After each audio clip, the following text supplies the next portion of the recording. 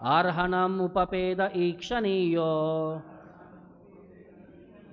mama drushigocharaha eshaha avihi atma mama drushigochara esha aviratma munigana nrupavarya shankule antaha sadasi Yudhiṣṭhira Rājasūya esham arhanam upapeda ikshaniyaha mama drushigochara esha aviratma munigana nrupavarya shankule antaha sadasi Yudhiṣṭhira Rājasūya esham arhanam upapeda ikshaniyo mama drushigochara esha aviratma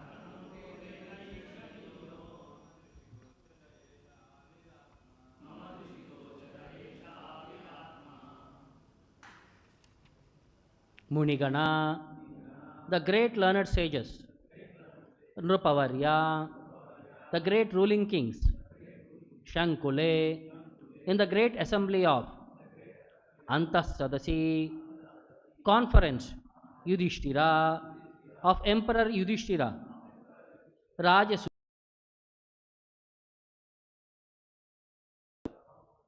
Esham,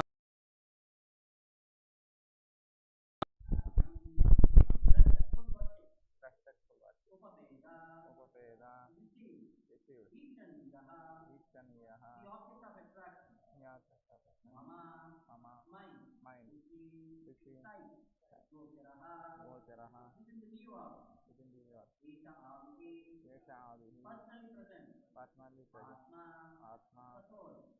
Translation purport by the Kuru. At the Rājasūya Yajña sacrifice performed by Mahārāja Yudhiṣṭhira, there was the greatest assembly of all the elite men of the world, the royal and the learned orders, and in that great assembly Lord Śrī Kṛṣṇa was worshipped by one and all as the most exalted personality of God. This happened during my presence, and I remembered the incident in order to keep my mind upon the Lord.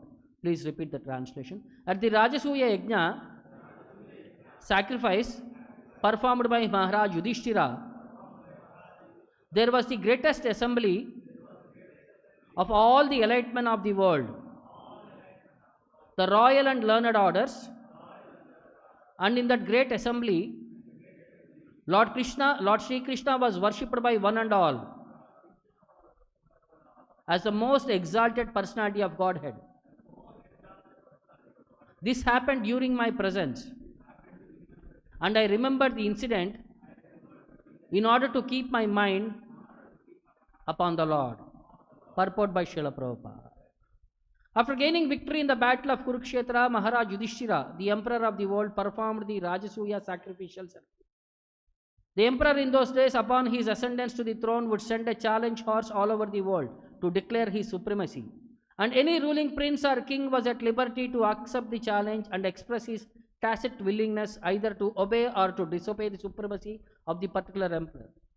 One who accepted the challenge had to fight with the emperor and establish his own supremacy by victory. The defeated challenger would have to sacrifice his life, making a place for another king or ruler. So Mahārāja Yudhiṣṭhira also dispatched such challenging horses all over the world, and every ruling prince and king all over the world accepted Mahārāja Yudhiṣṭhira's leadership as the emperor of the world. After this, all the rulers of the world under the regime of Mahārāja Yudhiṣṭhira were invited to participate in the great sacrificial ceremony of Rājasūya. Such performances required hundreds of millions of dollars, and it was not an easy job for a petty king. Such a sacrificial ceremony, being too expensive and also difficult to perform under present circumstances, is now impossible in the age of Kali. Nor can anyone secure the required expert priesthood to take charge of the ceremony. So after being invited, all the kings and great learned sages of the world assembled in the capital of Mahārāja Yudhiṣṭhira. The learned society, including the great philosophers, religionists, physicians, scientists, and all great sages was invited. This is to say, the Brahmanas and the Kshatriyas were the topmost leading men in society, and they were all invited to participate in the assembly. The Vaishyas and Sudras were unimportant elements in society, and they are not mentioned herein. Due to the change of social activities in the modern age, the importance of men has also changed in terms of occupational position.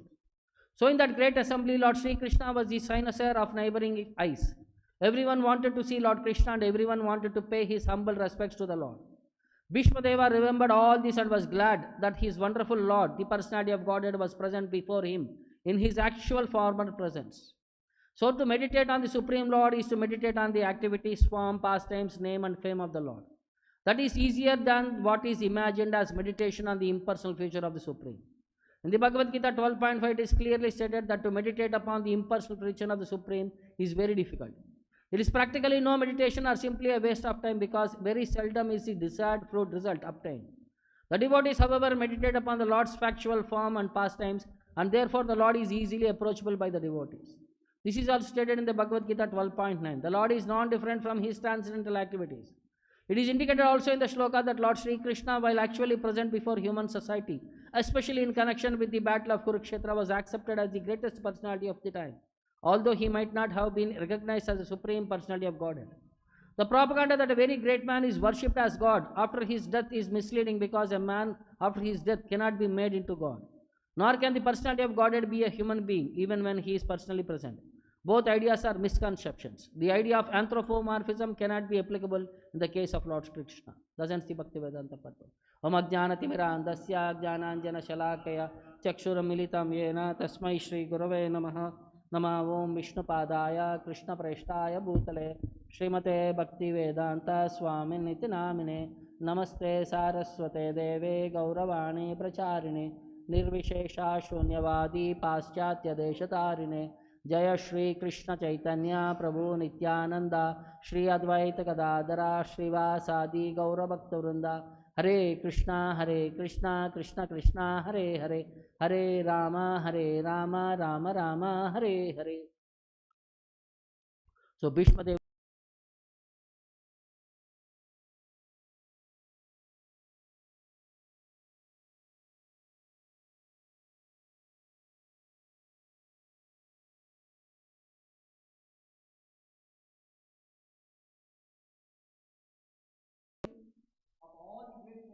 across the universe, and all the great kings, Munigana and Nrupavarya.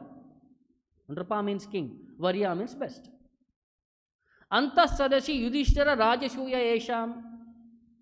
And where was this assembly happening? Antas Sadasi, in the courtyard of Rājasūya, performed by Mahārāja Yudhiṣṭhira. And all these great men who have assembled there, what did they do? Arhanam upapeda ikshaniyaha. Arhanam, offered worship. Ikshaniyaha, one who is worthy to see. The eyes are meant to see the beautiful thing, and the Lord is the supermost beautiful thing. Mama drishi gochara esha aviratma. And all this, I am the witness for this. Mama drishi gocharaha. This happened in my presence. Eshaha aviratma, and it is happening to the Lord Krishna, who was the soul of all living entities. So it says, Bhishmadeva is saying, at the Rājasūya Yajña performed by Mahārāja Yudhiṣṭhira, Yudhiṣṭhira Rājasūya, there was the greatest assembly of all the elite men of the world, the royal and learned orders, Munigana and Nrupavarya Shankule. And in that great assembly, Antasadasi, Lord Śrī Kṛṣṇa was worshipped by one and all as the most exalted personality of Godhead. Esham Arhanam Upapeda. This happened during my presence. Esha Aviratma. And I remembered the incident, Mama Drushi Gocharaha, in order to keep my mind upon the Lord. Ikshaniyaha. So this was, Bhishma Deva was remembering the incident what happened long back. Because the scenario was in the battlefield of Kurukṣetra. So this happened event maybe 40 years before this battlefield of Kurukṣetra. So that's why Bhishma Deva was remembering this event, which happened long back. So Bhishma Deva feels happy to be able to see the Lord, whom all the great leaders assembled to see during the sacrifice. Everybody came there just for the purpose of seeing the Lord in face to face, including the great kings and all the great sages. So perfect meditation is shown here to be the meditation on the Lord's form, activities, name and fame, in contrast to impersonal meditation where you are trying to imagine the form of the Lord. And it is explained with a verse from Bhagavad Gita where Krishna himself says, this impersonal meditation is klesho adhikataraha. Kleshaha means problems of highest category. If you try to meditate on the impersonal form of the Lord, it is klesho adhikatarastesham avyaktasakta chetasam. Your chetasa, if your mind and consciousness on the avyakta, in the impersonal form of the Lord, then you will be having kleshaha adhikataraha, of highest form of problems. Avyaktahi gatir dukkam dehavadbir avapyate. And the destination of those impersonal worshipper is avyaktahi gati dukkam, it ends in distress. Gatihi dukkam dehavadbir avapyate. For those who have accepted this body as himself, has identified himself with the body, this is the problem for them. So Bhishma Deva was trying to point out that devotee meditation means it is on the factual form of the Lord, not on something imagination. So Sridhar Swami explains this verse in the perspective that Bhishma Deva, he was explaining about Lord Krishna, who is Atma, or the soul of all the universe, and was personally present before my eyes. Mama Drushi Gocharaha. He is saying how fortunate I am. So once in lifetime event, if something happens, if we are present there, how do we feel? We feel very, very fortunate. We feel very recognized to get an invitation. See, event is happening is one thing, and you are being invited and you are personally taking part into that. So the Bhishma Deva was feeling how fortunate I am that I was present there personally. And he was also involved in that circumstances because there was little confusion who the first worship should be offered. So if you understand this scenario of this Rājasūya Yajña, what actually transpired, how this event happened.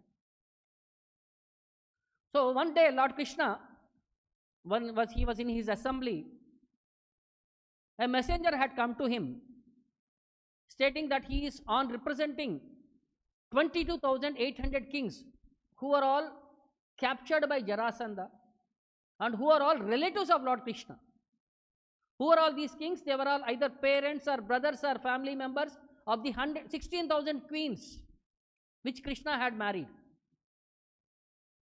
By killing Narakasura, he brought that 16,000 queens and he married. So Jarasandha had captured all these kings with the intention of performing Narameda Yajña to Lord Shiva. Because he wanted to satisfy Lord Shiva and he wanted to become the greatest personality by offering 22,800 kings who belonged to 100 kulas.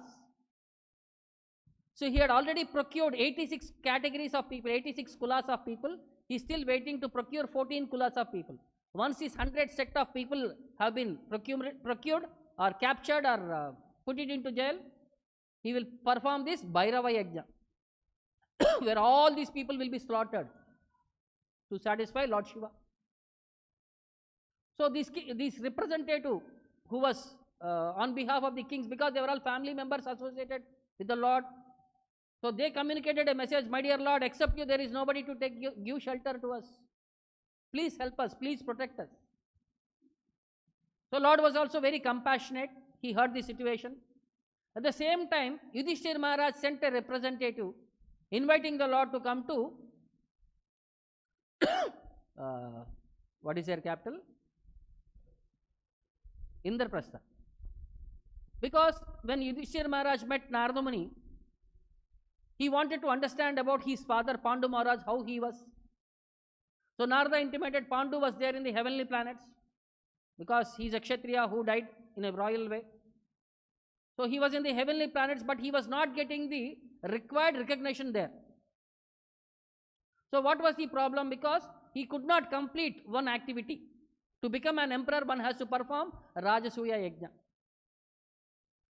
So he could not perform that Rājasūya Yajña. So he wanted at least his son Dharmaraja to perform, Yudhiṣṭhira Maharaj to perform that Rājasūya Yajña, so that he gets a higher credit, higher position.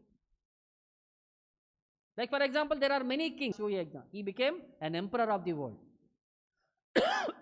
So like that, they had many people had performed this Rājasūya Yajña and they became emperors of the world. They declared themselves by their potency, by their capacity.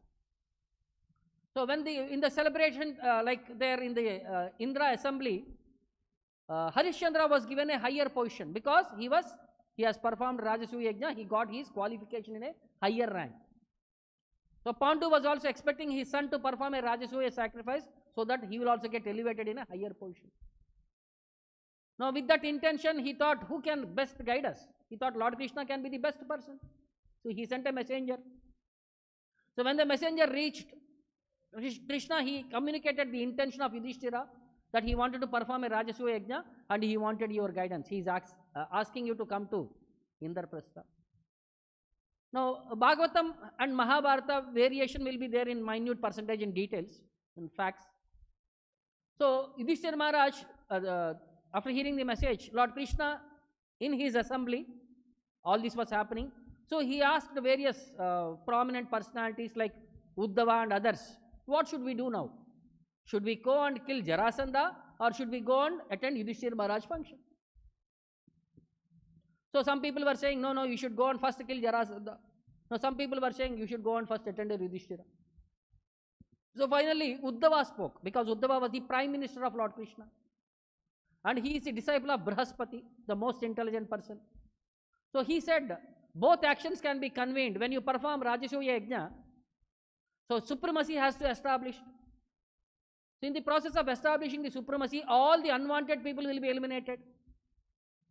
So when Jarasandha tries to revenge or tries to compete against Yudhiṣṭhira, or tries to go against Yudhiṣṭhira Maharaj's thing, so then there will be a fight ensured. And assured that Bhima will be able to kill this personality.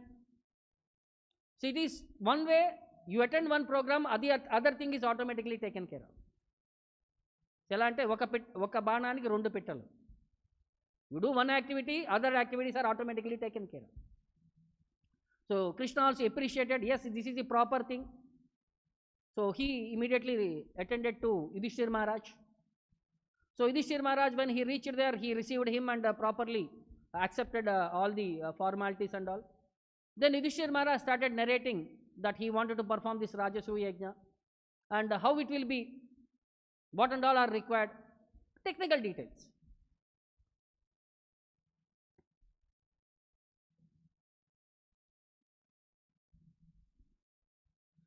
So it is said that some technical aspects, who can perform this Rājasūya Yajña? The people who are qualified in two categories, material qualification and spiritual qualification. So materially qualified people, when they perform this yajna, they receive results in the materialistic terms. And those who are spiritually elevated persons, when they perform this yajna, they become the next Brahma. They become qualified to become the next Brahma. So those who are qualified, they are known as Ruju Yogi. Ruju Yogi. If they perform this yajna, they become the next Brahma. So when Yudhiṣṭhira Maharaj performs this yajna, it will enable his father Pandu to achieve a superior position in Indra Sabha also.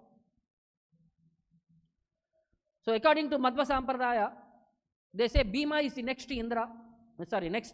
Brahma, because he is from the Ruju category, and he is also the incarnation of Vayu.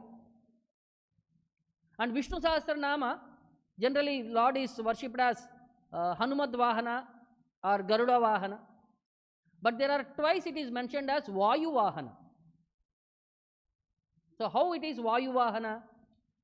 So what is the one which is maintaining our body? Vayu.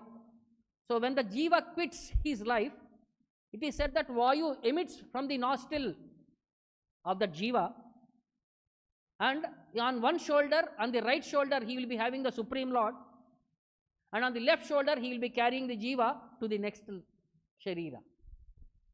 So since he is carrying the Lord, he becomes known as Vayu Vahana. How the living entity is carried to the next Jiva, next body?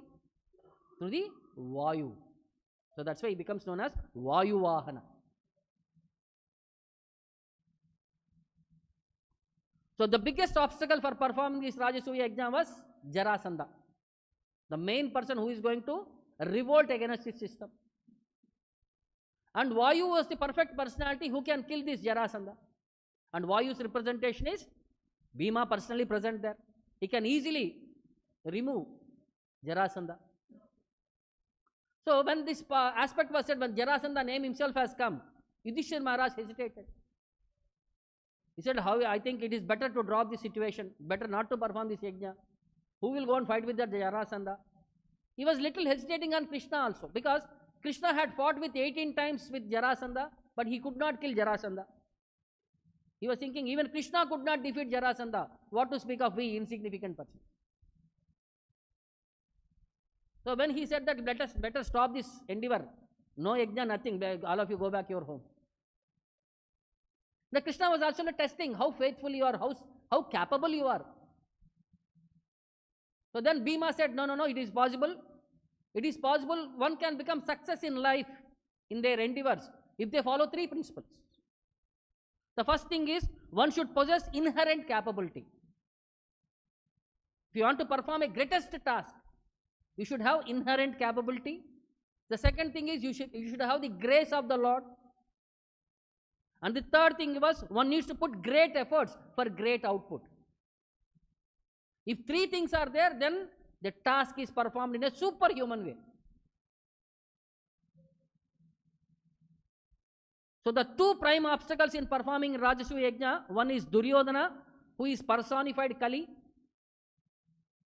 who always thinks competitor with Yudhiṣṭhira Maharaj. The other was Jarasandha, who is incarnation of Viprachitti demon. So Jarasandha, he had a boon from Brahma. So one who has the ability to kill him must be equal to Brahma.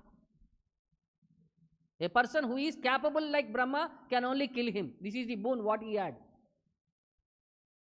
So why did Bhima kill him? Because Bhima is going to be a person who is capable to become Brahma in the next life. See the relationship now, how it matches. So next, Jarasandha also was opposed to Vedic tradition. See, Vedic tradition performs some sacrifices which are all recommended. Shri Radha Govinda ki. But Jarasandha was performing Nara Yajña, Narameda Yajña, which is against Vedic tradition. So by killing him, this would establish the Vedic Vaishnava tradition. And Jarasandha was also protected by Lord to protect himself from Jarasandha's attacks. This was the understanding of Yudhiṣṭhira Maharaj. So on Yudhiṣṭhira's hesitation, Krishna assured that we are going to be victorious. Bhima assured him that we will be victorious. So 3 people started for Jarasandha's capital, Magadha. So Krishna, Bhima and Arjuna. So why Arjuna is taken there here? So Arjuna had a little ego that I am the best of the 5, I am the best of the warriors. So Arjuna also has to be corrected. So all of them went. First they reached the capital area there was a huge mountain which was worshipped as Lord Shiva's linga, Giri Linga. So first these three people went, dressed them as Brahmanas, and they destroyed that hill by breaking it into pieces. Now you may ask, where Jarasandha is worshipping him as Shiva Rupa, how can Krishna and Bhima and Arjuna go and destroy that hill? So there is a circumstances where it says, there was one demon known as Hamsa Dibika who was troubling Durvasa Muni. So Durvasa Muni went and complained to Jarasandha saying that this demon is torturing me, you should do something. But Jarasandha kept quiet. He did not take any action. So Jarasandha, when he was silent, this angered Durvasa Muni, and he immediately cursed the hill what you are worshipping will lose its significance. Lord Shiva will not be present in that hill. So when that personality was not present, now what is that hill? Is it linga or just a stone? Just a stone. So there is no harm in destroying a stone. See, Krishna was also having the etiquette. So we may think, no, it's a Shiva linga, how you can break? You are disrespecting. No, Lord Shiva is not at all present there, it's a mere stone. So Bhima and others, they destroyed that stone. And generally when you have to come, you enter into the main road, the Rajamarga. But Krishna, Bhima and Arjuna, they entered through the back द्वारा. तो पीछे का द्वार किसका होता है? शत्रु का होता है. So they wanted to say that we are your enemies. And they were dressed in a Brahmana Rupa. That Brahmana Rupa is also, it is said that this is like brahmacharis who had just finished their education in Gurukula, and they are going to Kashi to accept Grihastha Ashrama. That is the form what they had accepted. So because Kashi was on the route, if you cross Bihar, then you'll reach Kashi. So when they reached there was 3 kettle drums which were so powerful. One time you make a sound, that sound will reverberate for 1 month. Now what are these 3 kettle drums? These kettle drums were made from a demon by name Masha. So he was in the form of a bull who was torturing all the citizens.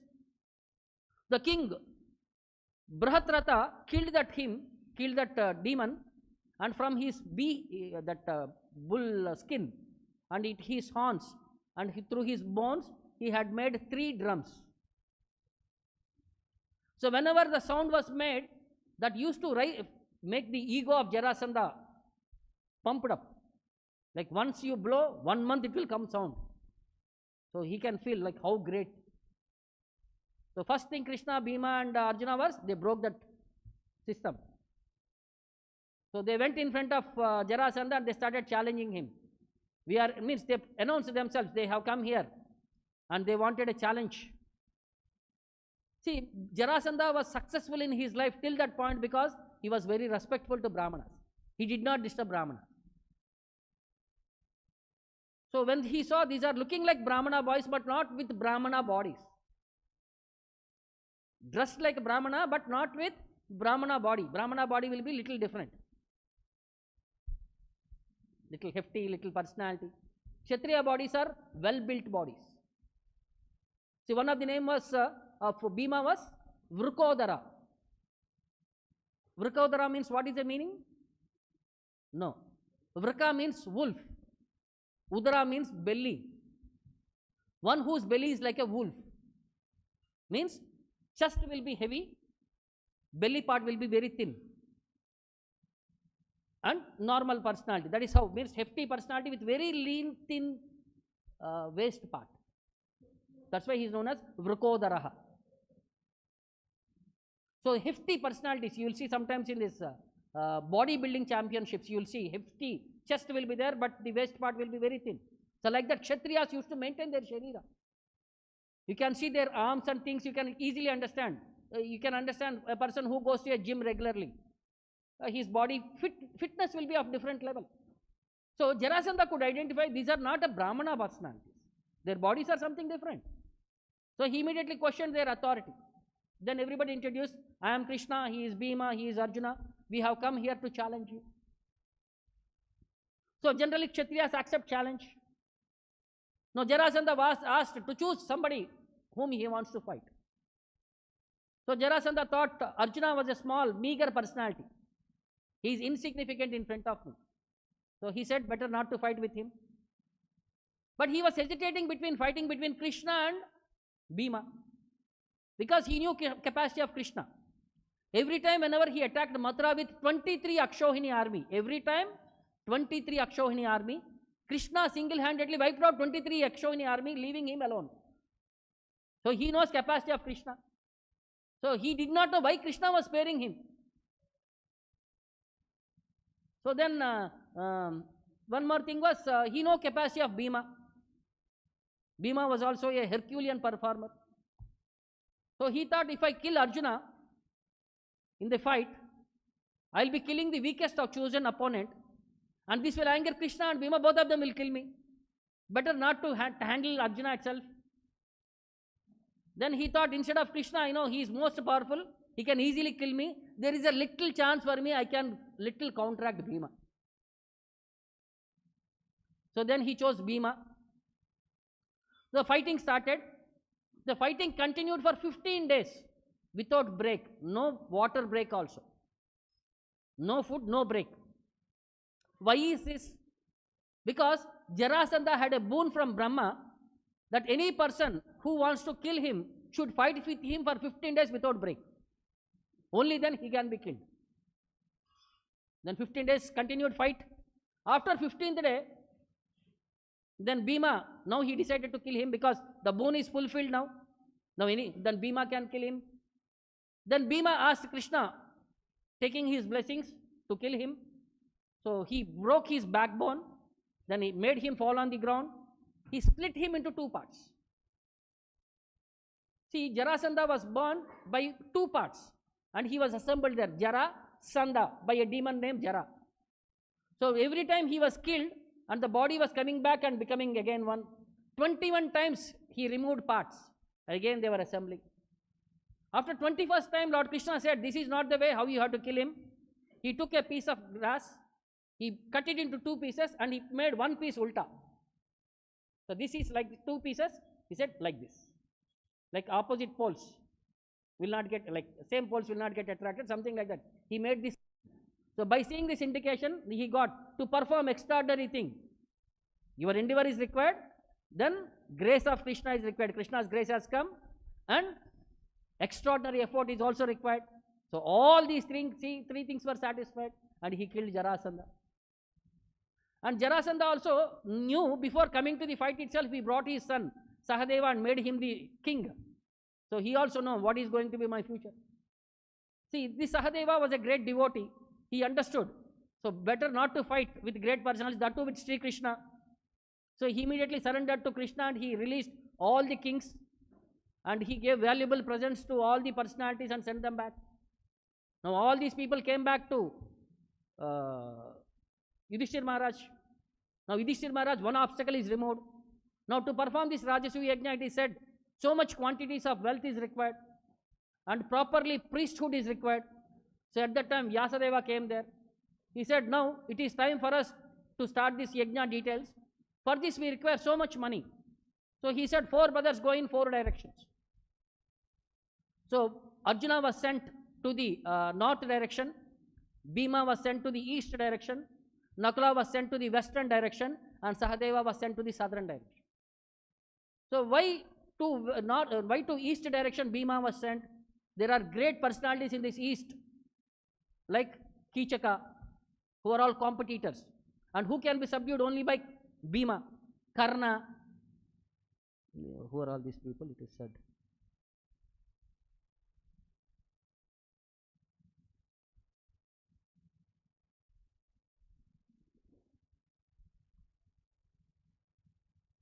Conquer Karna, Kichaka, Banasura, Shishupala, Poundraka, they are all in the Bhima's side.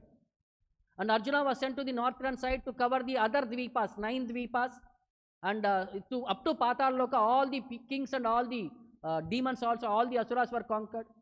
In the western side, Nakula, and in the southern side, Sahadeva. So they brought the wealth after conquering everyone. You know what is the quantity of the wealth proportion?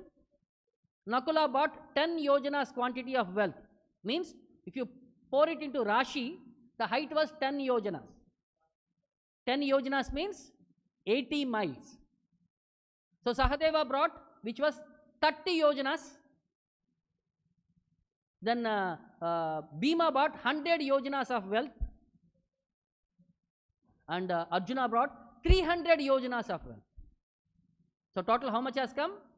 440 yojanas height of wealth, gold, diamonds and all the valuable jewels. If you put into 440 into 8 miles or 13 kilometers. That is the height of the wealth what was accumulated. Now money has come. Now Yajna has to be started. Now all the great rishis have been summoned, and majorly few personalities have been given the in charge. Vyasadeva himself was leading the thing with Parashurama. There was Yajnavalkya, there was Paila, there was Daumya, there was Susarma.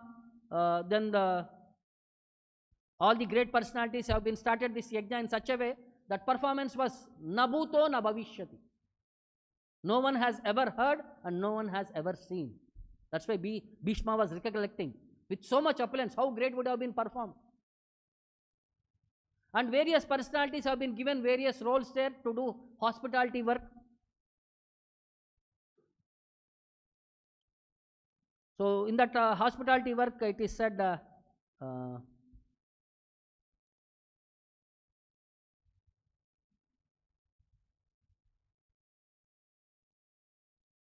so Duryodhana was kept in charge of collecting all the gifts. So when that money, when he is seeing, that jealousy within him becomes enraged. And the charity department was given with Karna. And welcoming the Brahmanas was to Ashwatthama. Taking care of kings was to Sanjaya. Cleaning up after food was Yuyutsuhu. Kitchen to Bhima. Sahadeva respectfully greeted the arriving guests. Nakula procured all the accessory items. Arjuna attended to the respectable elders. Krishna took the task of washing the feet of all the devotees. So Draupadi was serving the food. Yuyudhana, Vikarna, Hardikya, Vidura, Bhurishrava and other sons of Bahalika, Santardana and many others volunteered various duties in that elaborate sacrifice. They did so because of their eagerness to please Mahārāja Yudhiṣṭhira. Out of love and affection for Mahārāja Yudhiṣṭhira, various people have accepted various roles. After the performance of the sacrifice, so in the meantime there were debates going on. Establishing of the Tattva was being discussed. So finally, Agra Puja was to be received. See, in that all the great Devatas, including Brahma, Shiva and Indra and everybody was present, up to all the great rishis and great personalities. So there was confusion. Who should be the first offering should be made? Because there were 3 incarnations of the Lord present in that assembly. Lord Krishna was there, Lord Parashurama was there, and Vedavyasa were there. 3 are incarnations of the Lord only. So there was little confusion.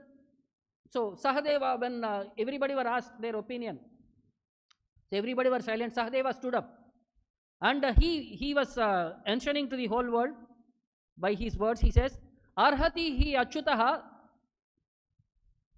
saraishtyam Bhagavan satvatam patihi yeshavai devata sarva deshakala dhanadayaha." He's saying, Bhagavan Achyutaha, Lord Krishna, is Satvatam Patihi. He is the devotee, or he is the master of the devotees. And Arhatihi Yesham, he is the worthy personality to receive this worship. Because Saraishtyam, because of his highest position.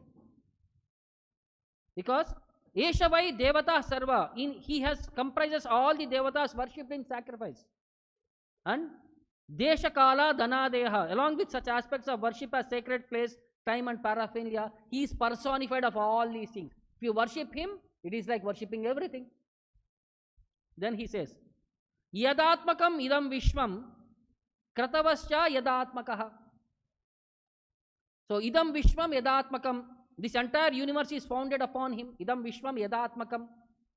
And Kratavaha cha Yad Atmakaha. And the great sacrificial performance also his representation. Because he is Yajna personified. And Agnihi, he is fire. And Ahutyaha, he is the oblation. And he is Mantraha, he is the chanting Mantraha. Sankyam Yogam cha Yat Paraha. And he is the destination of Sankhya and Yoga. And Ekaha Eva Advitiyaha, also he is one without a second. He is, oh my dear member, Sabhyaha, because he is Ajaha, he is unborn. He is Atmaha, he is relying solely on himself. And he is Shrujati Avati Hanti, he creates, destroys and maintains everything by his Atmana, by his personal energy. Thus, Idam Jagat Ashrayaha Aitad Atmyam. Thus, the existence of this universe depends upon him alone. Then finally he says, Tasmat Krishnaya Mahate Ditam Paramarhanam. So, Tasmat, therefore, Krishnaya, unto Lord Krishna, Diyatam Paramarpanam, the highest worship should be first offered to him, because he is Mahate, he is the greatest personality. Evam Chet Sarva Bhutanam Atmanascha Arhanam Bhavet. If Krishna is worshipped, all the other personalities, including Lord Brahma and Lord Shiva and all the Devatas, and we ourselves are automatically worshipped. Like for example, if you water the tree, automatically the leaves, plants, fruits, flowers, everything is taken care of. So similarly, if you worship the root, who is Krishna, then everybody is automatically worshipped. When Sahadeva said this, everybody appreciated, yes, yes, yes. So then Mahārāja Yudhiṣṭhira requested Bhishma Deva to speak. Because Bhishma Deva is the greatest personality in that assembly. He is the most senior person by education. He had studied 550 years under Gurukula. So he is valued among all Kshatriyas. His opinion is respected. So when Bhishma Deva was requested, he started saying,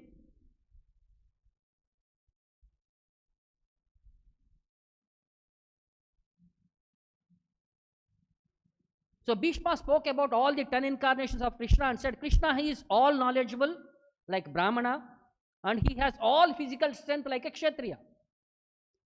So he is the Ritvik, he is the Guru, he is the Acharya, and he is the Snataka.